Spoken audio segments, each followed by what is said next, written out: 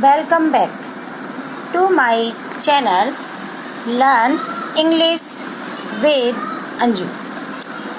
मेरे इस चैनल में मैं अपनी तरफ से पूरी अपनी कोशिश करूँगी कि मैं आपको इजी वे में इंग्लिश के जो भी रूल्स हैं, जो ग्रामर के बुक्स के जो भी हैं, मतलब मैं आपको बहुत इजीली वे में आप लोगों को समझा सकूँ। लेकिन इसके लिए सबसे पहले प्लीज़ मेरे इस चैनल में जो बेल आइकन दिया गया है उस पर क्लिक करें और मेरे चैनल को लाइक और सब्सक्राइब करें। और आपको मेरे द्वारा दिए गए किसी भी मैटर को समझने में कोई भी डिफ़िकल्टी हो तो प्लीज़ कमेंट बॉक्स में आप कमेंट कर सकते हैं और उसको मुझसे समझ सकते हैं। तो अब हम अपनी वीडियो को स्टार्ट करते हैं। आज मैं आप सबको डिमॉन्स्ट्रेटिव प्रोनाउंस के बारे में बताऊंगी। किसके बारे में बताऊंगी? डिमॉन्स्ट्रेटिव प्रोनाउंस के बारे में मैं आप लोगों को बताऊंगी। अब डिमॉन्स्ट्रेटिव प्रोनाउंस होता क्या है ये हम समझते हैं कि डिमॉन्स्ट्रेटिव जो प्रोनाउन है उसका मीन्स होता है किसी चीज़ की तरफ क्या करना, पॉइंट आउट करना। यानी कि जब हम किसी चीज़ की तरफ पॉइंट आउट करते हैं, संकेत करते हैं, तो इसके लिए डिमॉन्स्ट्रेटिव प्रोनाउन का यूज किया जाता है। अब डिमॉन्स्ट्रेटिव जो प्रोनाउंस हैं वो कितने प्रकार के होते हैं, कैसे होते हैं, क्या होता है, अब मैं आप लोगों को ये समझाऊंगी।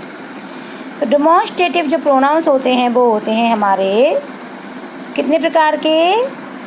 4 प्रकार के। कितने प्रकार के होते हैं डिमॉन्स्ट्रेटिव प्रोनाउन? 4 प्रकार के।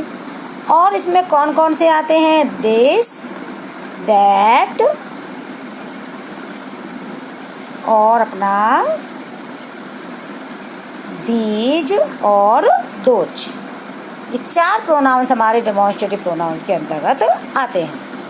अब सबसे पहले हम इसमें किसको समझेंगे? दिस और दैट के बारे में हम सबसे पहले इसमें समझेंगे। तो दिस और दैट ये जो प्रोनाउंस हैं, इन प्रोनाउन का यूज जो है वो सिंगुलर ऑब्जेक्ट और थिंग उनकी तरफ पॉइंट आउट करने के लिए किया जाता है। यानी कि यदि हमारा जो ऑब्जेक्ट है वो सिंगुलर है या कोई वस्तु है वो सिंगुलर है और उसकी तरफ हमको पॉइंट आउट करना है तो उसके लिए हम दिस और दैट का यूज करते हैं। अब जैसे कि हम इसको इस तरह से समझ सकते हैं, मान लीजिए कि आपके पास में क्या है, कोई बॉल है। क्या है? बॉल। और वो आपके पास में है तो उसके लिए हम किसका यूज करेंगे? बॉल क्या है? सिंगुलर है, एक वचन है और वो हमारे पास में है तो उसके लिए हम किसका यूज करेंगे? दिस का यूज करेंगे और इस तरह से बॉल को पॉइंट आउट करेंगे कि दिस इज ए बॉल। यानी कि कोई ऑब्जेक्ट हमारे बिल्कुल पास में है तो उसको पॉइंट आउट करने के लिए हमको किसका यूज करना है? दिस का यूज करना है। तो मेरे संग बताओ, कमेंट बॉक्स में कमेंट करिए कि अगर हमारे पास कोई चीज़ है और वो सिंगुलर है, वो हमारे पास में है और हमें उसे पॉइंट आउट करना है तो हम किसका यूज करेंगे? बोलो सब। Very good. किसका यूज करेंगे? दिस का। और किस तरह से कहेंगे कि दिस इज ए बॉल? क्या बोलेंगे हम? This is a ball. Okay, clear सबको? क्लियर। ठीक है। अब हम इसमें बताते हैं दैट। दैट का यूज कहाँ करते हैं? ये अपना दैट है। मान लो कोई भी थिंग है, कोई भी ऑब्जेक्ट है, वो हमसे कितनी क्या है? दूर है, फार है, हमारे पास में नहीं है तो उसके लिए हम दैट का यूज करते हैं। जैसे कि एग्जाम्पल में आप देख रहे हो, ये जो बॉल है, मैंने जो बॉल बनाने की कोशिश की है, ये क्या है? दूर है, हमारे सेंटेंस से थोड़ी दूर है तो इसके लिए हम किसका यूज करेंगे? इसको पॉइंट आउट करने के लिए दैट का। और किस तरह से बोलेंगे हम कि that is a ball. Okay, तो इस तरह हम क्या समझे कि दिस और जो दैट हैं इन दोनों का यूज किसके संग किया जाता है? इन दोनों का यूज किसके संग किया जाता है? सिंगुलर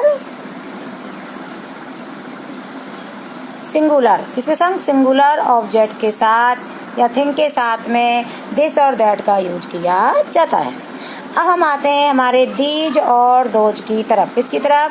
दीज और दोज की तरफ। तो दीज और जो दोज हैं उसका जो यूज है वो किसके लिए किया जाता है? प्लूरल